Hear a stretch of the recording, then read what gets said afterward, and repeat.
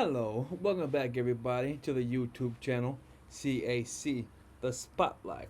And the topic for this video presentation is we need to face our fear of HIV, okay? And in doing that, we can stop the stigma, okay? Again, the title of this presentation is called Face Our Fear of HIV. Stop the stigma, okay? Now, when putting this presentation together, I had to find content that would support the message that I am trying to convey to you, the audience. And that general message is that today, in 2022, we still have this stigma that is attached to HIV. When I say stigma, I mean this tendency to victimize people who are HIV positive because you or someone else may be afraid of the virus that they have circulating throughout their bodies. Okay, the fear comes from a place of ignorance, of non-understanding. Okay, so with this presentation, I am going to shine some light on where this stigma has originated from, why it still persists, and the information that you need to understand so you can release that fear and you can, have healthy relationships with friends and family members who may be HIV positive, okay? So, in the 1980s, HIV and AIDS were considered a death sentence, okay? In the 1980s, remember this date here, in the 1980s, HIV was considered a death sentence. During this time in history, okay, recent history, this HIV virus was unheard of. It was unknown. But one day, or several days, a lot of men, gay men in particular, they would show up at hospital clinics and have to visit the emergency centers in the clinics because they were dying. And upon inspection of their blood, they found out that these men had things in common. The blood revealed that their immune systems were destroyed. And in the 1980s, the early 1980s, doctors did not know why. Okay, there was no, there was no scientific based explanation that could explain why their immune systems were depleted. Also, these same gay men, they had one common sickness, and that was a pneumocystis pneumonia. I'll find the name and I'll put it in the description. But they had this certain type of pneumonia that was highly correlated to a person who has a non-operative immune system. Okay, so this pneumonia came to be known as a hallmark sign that a person is infected with AIDS. Okay, I'm gonna play this video for you, and I want you to pay attention to the information that they're sharing. Okay, this is very valuable information, and it will help you understand where this stigma originates. Let's go. This is the report from the CDC that was published 40 years ago in 1981, describing a pneumonia-like disease in 5 gay men in Los Angeles. But the illnesses reflected that their immune systems were not working. So that was like the first shot across the bow that something was happening. Dr. Kenneth Mayer with Fenway Health says more cases started popping up in other cities like San Francisco and New York. They were different illnesses, but all reflected immune systems that were not working. Nobody. Yeah, I hope you're getting that. Okay, I'm going to replay that one more time because I want y'all to get this information. Okay, so we can understand where the stigma originates. Okay, and why it's still pervasive today. Let's go back to it. Get these gems. This is the report from the CDC that was published 40 years ago in 1981, describing a pneumonia-like disease in 5 gay men in Los Angeles. Okay, I just mentioned that pneumonia-like disease a few seconds ago in this presentation, but I hope this doctor goes into in depth and explains exactly what it is. Okay, like I said, I will put the name of the pneumonia in the description of this video. It is slips on my mind right now. But the illnesses reflected that their immune systems were not working. So that was like the first shot across the bow that something was happening. Dr. Kenneth Mayer with Fenway Health says more cases started popping up in other cities like San Francisco and New York. They were different illnesses, but all reflected immune systems that were not working. Nobody knew what was causing it. So for the first few years, there was a lot of misunderstanding, a lot of paranoia, a lot of fear. And it wasn't until the end of 1984 that people finally said, gee, there's a new microbe that's causing this disease. You get that? So from 1981 to 1984, no one could identify what it was that was causing these men to become, you know, ill. Okay, so that's 3 years of experiencing this virus. Okay, without being able to pin it down and identify it as a virus. Okay, there was fear. It was the unknown. It was the boogeyman inside your body, so to speak. Okay, it was this thing that was somewhere in the world is showing up and is killing people. It's attacking their immune systems, but they could not pin it down and identify it. That's transmitted via sex and that's transmitted via blood. But that took years. By then, millions of people had been infected, and at the time, there was no treatment for those who tested positive. Dr. Mayer says there was a lot of fear, death, discrimination, and little government support and leadership. Well, in the early days, You get that? Fear, death, and discrimination, and little government support. Okay, so just wind that back a little bit because I want y'all to get this information right. Because like I said, we have to overcome this fear, this stigma. Let's go. Millions of people had been infected, and at the time, there was no treatment for those who tested positive. Dr. No treatment for those who tested positive. Mayer says there was a lot of fear, death, discrimination. Fear, death, discrimination. Okay, read this headline here. You see this? It says gay cancer. Gay cancer. I remember in the beginning of this, I want to say epidemic because it was in the USA, all over the world really, but I want to say epidemic because the time frame in which I am referring to reference to the USA. So in saying it that way, I'm referring to this as an epidemic, okay? Even though it is a massive pandemic right now, but in my mind, just for the context of this video, I'm referring to HIV as an epidemic, okay? Let's continue. And little government support and leadership. well, in the early days, it was very traumatic. It felt like being in a war. You see, he was there, volunteering on the front lines and eventually dedicating his life's work to the cause. You're not used to your friends getting sick and dying, and that's certainly what happened in many cities across the United States. It took until the mid-90s when there were new drugs being developed that So check it out. Now let's go a little bit forward into the future and let's talk about when people started to understand what was going on. So look at the date here. This is December 10th of 1982. So this is 1 year after the date that was referenced in the previous video. Acquired immune deficiency syndrome, or AIDS, started as an exclusively gay disease. This depression of the immune system can lead to a rare form of cancer, Kaposi sarcoma, which shows up as those purplish spots. Notice that he just said that this depressed immune system appeared in the gay community. It started out as exclusively a disease that affected gay men. Because this was a disease that was very prevalent in the gay community, this HIV was known as GRID, and that means gay-related immunodeficiency. So in the initial stages of this epidemic in the USA, HIV was associated with gay men, and it was classified as a disease that only targeted gay men. Okay, that was the ignorance. That's how people believed that this, I guess, virus was transmitted back then. This cancer has a death rate of 80% 2 years after diagnosis. AIDS 80% 2 years after diagnosis.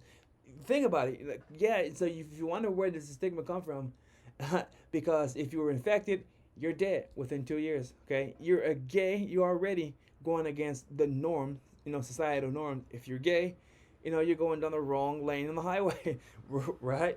Stigma, right? Stigma. The stigma comes from fear of something that is unknown or something that's new or something that is uncomfortable for you. Stigma. It also causes unusual infections with death rates of 100% in 2 years. This is not a benign disease, nor is it limited to gays, as we are now finding out. So far, See, that's new information. They found that out. But again, in the initial years of this epidemic, HIV was known as a disease that targeted gay men specifically. 75% of cases are homosexuals, but 14% are heterosexual drug addicts. 5% are non-drug using heterosexuals with no other risk factors. 5% are Haitian refugees, and 1% are hemophiliacs. So you get this. So after, what's this, a year after the fact, then people started understanding, or doctors, scientists and doctors started understanding that this was a disease that did not discriminate against, a person's sexual preferences or race or gender. Who presumably caught it from blood transfusions. Females who are partners of male drug addicts can get the disease, and also infants of female drug addicts. What do we know so far? AIDS appears to be a virus transmitted through blood, semen, saliva, and other body secretions. One thing this guy just mentioned was that it was transmitted through saliva. Okay, listen, that has been proven false by so many scientists. So later in a future video, I will share information about what bodily fluids indeed transmit HIV and which ones do not. But that saliva, scratch that off. Okay, like I said, I'll come back in the future with a different video. There is a blood test for the disease. A study of the gay population in New York came up with some horrifying figures. Has been done in New York, and they found that as many as 85% of otherwise healthy gay men showed evidence of imbalance in these tests of the immune system. We suspect from our experience here that we would find a similar finding. Again, they are their focus is on gay men, and there are reasons because of that. I think the other video mentioned that gay men in huge clusters were showing up in hospitals in metropolitan areas like in San Francisco, New York, Chicago, okay, big cities. Incubation period of 2 years, there could be a major epidemic in the near future. Do you suspect that it's possible that this disease could be spreading from the gay population in San Francisco to non-gays in San Francisco and thence on to other cities? I suspect it is spreading, and I suspect it will continue to spread to other areas of the country. Boom. Yeah, they just shine the light on HIV. The scientists just said that then they use the word suspect that that the gay population is like transmitting this virus to the heterosexual, the straight population. Yeah, so anyways, so way back then there was a lot of ignorance that surrounded HIV because no one knew where it came from. They didn't know how to manage it, who got it, how it was transmitted. There was a lot of ignorance, but since then science has made a lot of advancements. Okay, so listen, let's go here a little bit here. Boom. Now I want you to read this here: antiretroviral therapy for HIV infection. In the 1990s, this is when a lot of huge medical breakthroughs were made in this battle against HIV, right? But still, in the 1990s, you can read it here, some people had to take up to 20 pills a day, okay? And I remember, I knew people who had HIV, and I remember that this was a drug cocktail. And these drugs were very hard and tasking on the body. These drugs really took you out the game. They took your energy, made you feel all kinds of sickness, right? These were the side effects of taking that many prescribed medications. But today, it's one pill, and you can manage your HIV. That's a huge advancement, okay? Yeah. So cool. So science is helping people live better lives, okay? Here we go. And here's my boy again to deal with the HIV symptoms. And I want you to hear him share about how he is living his best life today in light of being HIV positive. Okay, so this is, I want to say, probably about 12 years after the fact now. Okay, let's go. Rafe Tarazi, welcome to my channel. Here I will be talking about my experience living with HIV, as well as my passion for fitness, namely natural physique bodybuilding, and just becoming an all-around better person. My journey started 6 years ago on my birthday, 2012, when I was diagnosed with AIDS. Not just HIV, but full-blown AIDS, which means that my immune system was completely compromised at that point. From there, I decided that I was no longer going to be the victim of my own life, and that entailed me taking back the reins, and that started and materialized through fitness. I started working out all the time until the point where someone picked me out of the gym. He ended up becoming my personal trainer, my coach. He's the one that introduced me to natural bodybuilding. And so I began my journey as a natural physique bodybuilder. Just this year, I received my pro card in INBA. It's a global federation for natural bodybuilders. So I will be continuing my journey there. And at the same time, I'm really focusing on how to make sure that not only am I healthy physically, but also emotionally, mentally, and spiritually. And so I will be sharing all those things with you guys as I learn them, as I go through them, show you not only the good stuff, not only the things that I've conquered and managed to overcome, but the things that I'm going through in the moment so that we can create a community where hopefully my experiences inform and inspire your own, and hopefully I can have a good impact on you guys. Maybe you'll learn something, maybe you'll be a little entertained, but overall, I'm hoping that you'll walk away from my channel as a better person. So please, if you feel like this is something that would interest you, go ahead and start watching my videos, like them if you like them, subscribe if you want to stay notified as to when new videos get posted. They will be happening frequently, and also please feel free to share with anyone. Okay, he talks a lot. Anyways, I love listening to his content because it is so positive and it's uplifting. And for you, the audience watching this video, this is another proof that you can believe that HIV is not a death sentence. My man just said that he is a pro bodybuilder. He has a pro card. He was a trainer. He's competing in different competitions. So yeah, so HIV is not a death sentence. You can still live your best life even if you are HIV positive. But the thing is that I've alluded to in my previous video, you have to take your medications, okay? Just I showed you this slide here. You have to take this 1 pill per day, or if your doctors recommend it, take these 20 pills per day. But whatever it is, you have got to take care of your health, right? Your health is your wealth. Okay, boom. So listen, we about to get back in here with my girl, Gena Tew, and I am so proud of her for what she is doing and how she is spreading awareness on this HIV, okay? So listen, let's let her talk, okay? And I want you to notice her progress, okay? And look at these 5 points I highlighted, okay? Notice these things, and I'll talk about them again in a second. Let's go, Gena. As a few things that I do to help exercise my legs. It's not much, but it's what I can do currently.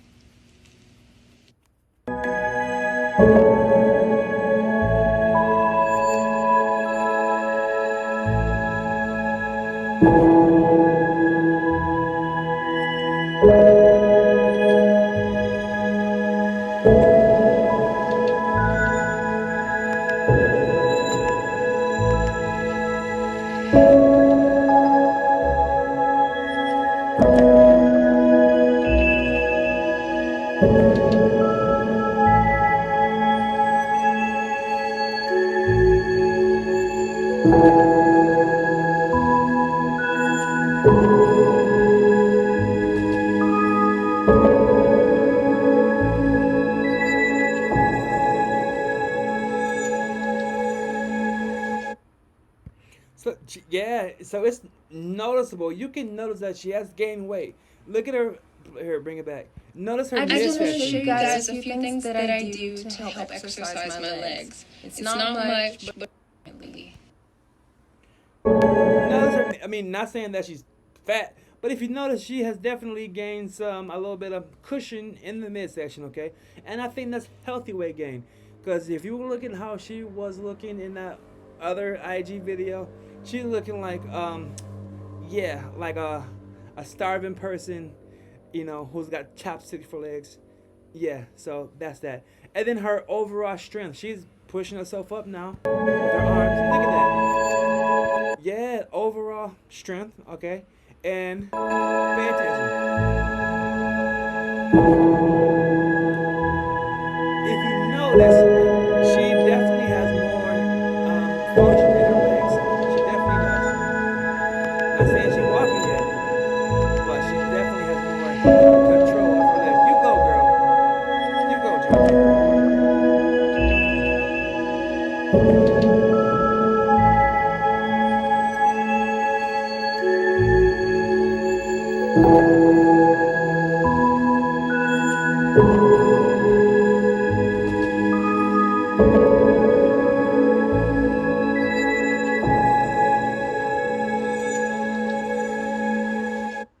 And from where she, I just want to show you guys a few things. and from where she started at, she's regaining her smile. Look at this face. Okay, look at this face. She's regaining her smile. So for me, that is indicative of the fact that she is surviving and she's winning this battle against HIV, which again upholds that point that I made earlier that HIV is not a death sentence. Okay, and I'm just so proud of her for her courage, okay, and her spreading awareness and her strength, right? And then I got another video of Miss Gena Tew. Here we go.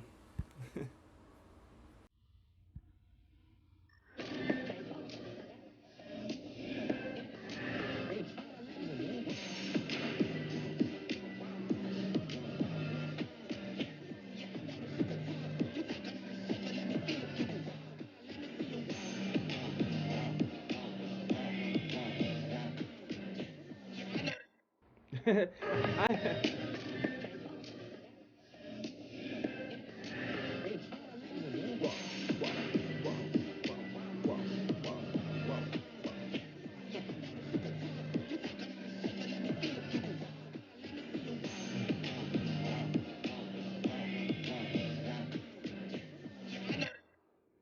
I ain't gonna hold you up. When I watch the video, I get so happy with what I'm seeing. Because listen, listen. I'm gonna share a little bit about me and my past a little bit with you all watching this video. When I was 13 years old, I was hit by a motorcycle and it like totally obliterated my left side. It broke my hip, broke my shoulder, and broke my forearm. And I was confined to a wheelchair in a hospital bed for like almost 4 months. So I know what it's like to have to get around, okay, in a wheelchair. Okay, so seeing that she is overcoming the situation, that just brings joy to my heart because I know that people have strength, okay, and when they can pull through, persevere, and overcome, they will feel so much enjoyment and excitement and fulfillment on the other side, okay? So, Gena, I'm proud of you, girl. Stay strong and let me see you walk, okay? All right, and before I end this presentation, I want to show you this medical breakthrough that was published in the news around 3 months ago. It's about the third woman who was possibly cured of HIV.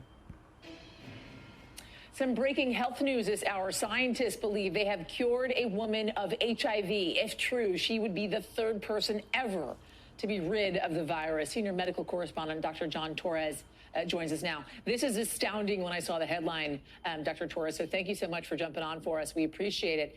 Talk to me, because is this the same as being undetectable, of HIV being undetectable in your system, or is this different?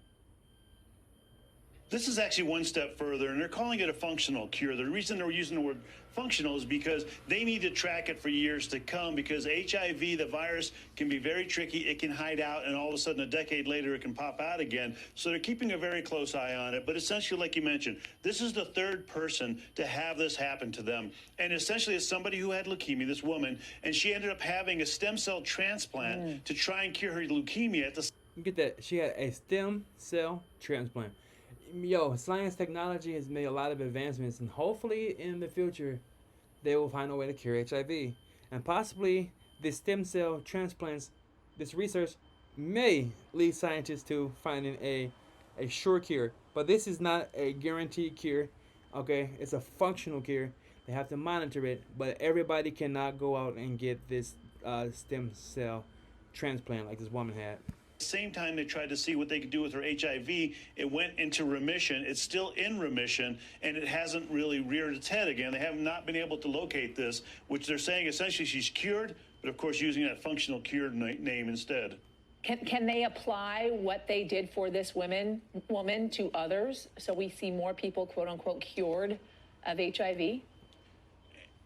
And that's the hope, Yasmin. They're actually hoping two different things. One, that they could use this on other people, but they're only using it on people who have leukemia and need that type of treatment because it is a dangerous treatment. They have to essentially kill their immune system and then give them a new immune system in the hopes that they don't have HIV in there, and it helps their leukemia. And they think around 50 people in the U.S. a year could be eligible for this. At the same time, though, it's giving them a lot of information on what direction they need to take with HIV research to try and get that elusive cure that they've been working on for decades, and we're one step closer now. Thank you. Yeah, we'll stop it there, okay? So, yeah, as always, I will put the link to this video in the description box below, okay? And, yeah, so that's that. So, I hope that the woman is really, truly cured of HIV and it never comes back and she can live her best life, okay, going forward. But, yeah, so that's that, okay? Moving on here, okay? Now, before I end this, okay, I want to extend this invitation to Nick Cannon, Chris Brown, Chief Keef, and any other man who had sexual relations with Gena Tew, okay? Listen, men, y'all gotta be responsible. Y'all gotta go and get tested, okay? Do your part. Go and get tested. If you've been watching any information in this video, okay, HIV is no longer a death sentence. You don't need to be afraid of it. Just take your medications and you can expect to live a happy life, a happy, healthy life. Just like you saw my man here, the bodybuilder dude, okay? Yeah, you can be just like my man right here, a bodybuilder living your best life, right? And you've got medication that you can take, okay? There's more medication that are than are what are displayed in this photo right here. But medications are available, okay? So really, there are no excuses for people to still have stigma attached to HIV, which is now, it's a virus that is highly manageable. I'm not saying go out and get it, okay? But if you were to get it, you can still survive, okay? So, Nick Cannon, Chris Brown, Chief Keef, come on now. Please stand up and do what you got to do. You saw your girl, Gena Tew, down here. She's standing up, and she walking, and she had full-blown AIDS about, 2 weeks ago, 2 or 3 weeks ago, and she winning. So, I'm going to end it like this. Gena Tew, keep doing what you do. And we